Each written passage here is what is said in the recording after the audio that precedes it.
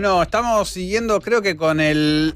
tiempo y la dedicación justa y necesaria a un conflicto que marca desde ya la agenda internacional y que sí, lógicamente a partir del constante monitoreo va teniendo todo el tiempo novedades al respecto, pero también algunos, podemos decir, hechos trascendentes, puntos de inflexión, que es lo más relevante y a partir de lo cual nos podemos hacer algunas preguntas. Uno de ellos tuvo lugar el día lunes con el presidente de la Federación Rusa, Vladimir Putin, en el marco de la reunión del Consejo de Seguridad, esencialmente negando la condición del Estado ucraniano, describiendo a la OTAN como una amenaza directa para Rusia. Nada nuevo en lo que a esa postura respecta, sino que el punto de inflexión pasó y pasa por lo que fue luego de la aprobación por parte de la Duma estatal, el Congreso ruso, que ocurrió la semana pasada, el reconocimiento de Lugansk y Donetsk como repúblicas independientes. A partir de esto se empezó a hablar de repúblicas autoproclamadas, los acuerdos de Minsk, las sanciones a Rusia y fundamentalmente las perspectivas frente a lo que parece ser un nuevo escenario en este conflicto. Y me parecía importante arrancar por lo primero, las repúblicas autoproclamadas de Donetsk y Lugansk, que el lunes habíamos hablado, ¿no? De que si bien los dilemas entre Rusia y Ucrania vienen desde la independencia ucraniana en el 91, incluso podríamos irnos bastante más para atrás, el escenario seguido hasta ahora podemos pensarlo y recortarlo temporalmente del 2014 a la fecha, la revolución de Maindás, o sea, esta idea de dejar de estar acoplados desde Kiev hacia el Kremlin casi de manera inercial desde la independencia a la fecha, y lo que fuera en ese año la anexión de la península de Crimea y el conflicto abierto en la región del Donbass, que nuclea estas dos repúblicas autoproclamadas, ahora reconocidas por la Federación Rusa. Y este tránsito nos deja actualmente un conflicto que tiene, por un lado, a Rusia apoyando indirectamente y sin reconocerlo formalmente a las dos repúblicas autoproclamadas, en un conflicto en una región que, si hasta antes del 2014 era uno de los motores industriales de Rusia, hoy no solamente que tiene una densidad poblacional mucho menor, sino que además se han corroborado más de 14.000 muertos y 1,5 millones de personas desplazadas. Y por el otro lado, una Ucrania que después de lo que fuera el 2014 y las protestas ocurridas en ese año, tiene ya la ruptura casi total con este acoplamiento para con Moscú, mirando ahora a Occidente cada vez con más profundidad y con eso también dentro de la lógica o los dilemas de seguridad en Occidente a la OTAN. Y el escenario de guerra abierta entonces,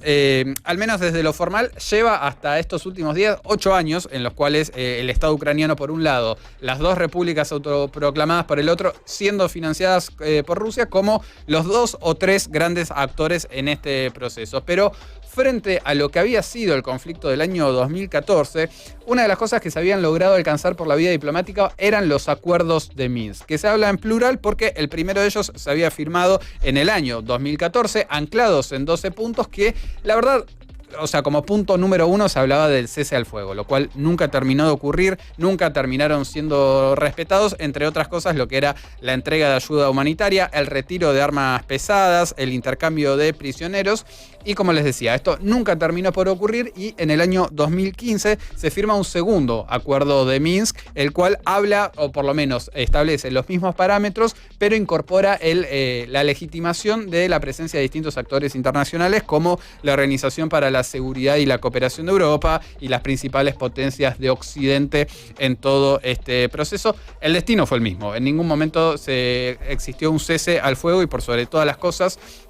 Rusia siempre mantuvo su postura, que era la de, como nosotros no estamos financiando, tenemos ningún tipo de relación directa con la República de Donetsk y de Lugansk, no podemos formar parte de este acuerdo, no podemos hacer nada en el cese al fuego porque nosotros no estamos involucrados. Bueno, esto de alguna manera es lo que en las últimas horas termina por romperse, porque básicamente al reconocer Putin a estas dos repúblicas como independientes, lo que legitima es la idea muchas veces planteada de que el Estado ucraniano está llevando a cabo un genocidio en el Donbass, en tanto que cuenta ahora con el argumento formal para hacer lo que hizo y se está haciendo, que es el despliegue de tropas rusas en el Donbass para realizar operaciones y el mantenimiento de la paz en la zona. O sea, ese argumento, ya que antes no lo podía constituir de manera formal, pero sí estaba teniendo lugar en la práctica, ahora ocurra. Y el tirar por la borda los acuerdos de Minsk, lo que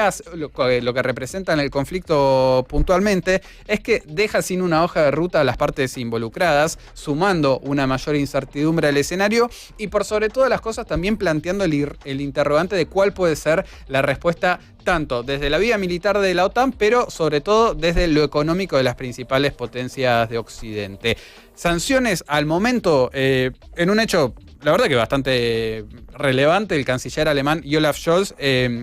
bloqueó la certificación del gasoducto Nord Stream 2. En buena medida esto tendrá que ver con que Europa está empezando a salir del invierno, pero claro, un proyecto de magnitudes, la verdad que muy, pero muy relevantes. Animate cuando hace frío, ¿no? Claro, ahora queda en stand-by, habrá que ver qué pase cuando esto pegue la vuelta. Estados Unidos, con Joe Biden en conferencia que duró más de una hora, anunció una gran cantidad de bloqueos de operaciones económicas financieras, particularmente sobre el Banco de Desarrollo ruso, así como del Banco Militar, y también en uno de los hechos más relevantes anunció el envío de tropas a los países bálticos, esto es Estonia, Letonia y Lituania. Habíamos hablado en su momento de la cercanía geográfica y el interés geopolítico que esta zona puede representar, 3 países que forman parte de la OTAN. Y la Unión Europea, en último término, marcó la prohibición de poder entrar al territorio comunitario a más de 300 diputados rusos, el veto a algunas entidades financieras y un embargo comercial a estas 2 provincias ucranianas declaradas en rebeldía. Y es acá que entra en juego una de las cosas que habíamos hablado en su momento cuando arrancaban los Juegos Olímpicos de Invierno, y que era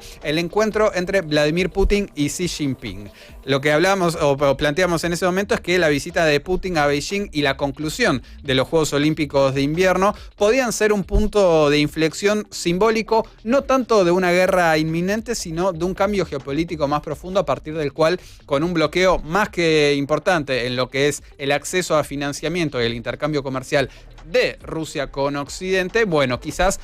Putin esté buscando en el gigante asiático un socio que desde ya no representa al momento la relevancia del bloque europeo, pero que se podría llegar a resignificar en los próximos años. En esto, el dato fundamental es que terminó la guerra como la conocimos en los últimos 8 años. Habrá que ver el alcance de las sanciones económicas para con Rusia y, por sobre todas las cosas, cuáles son las nuevas reacciones de Putin y cómo sigue este conflicto.